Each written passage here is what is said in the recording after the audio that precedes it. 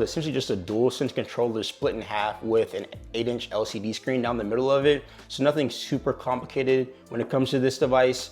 It's about the same as what you'd expect out of a normal PS5 controller. It even weighs about the same, so even like, after long sessions, it doesn't feel any different, at least to me. It doesn't feel awkward. But overall, I will say, the gaming on this device feels pretty good for the most part. Now you will encounter a little bit of latency depending on the games that you play. I definitely noticed that while I was playing games on the Portal. I tried playing some more faster paced games such as like Battlefield 6 and Arc Raiders, and those games were okay, but they were pretty much unplayable at times where I just experienced just way too much latency, and I was like, well, I just cannot play these games. And I guess it makes sense, if you're playing games, via a stream essentially, outside of your home, you're gonna encounter like some type of, some latency, some issues or delay or whatever.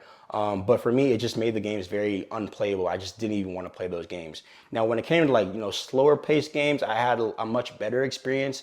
I did play some games like Assassin's Creed. I played Age of Empires. I even played NCAA football. And those games, I had a much better experience while playing those games via the remote play option.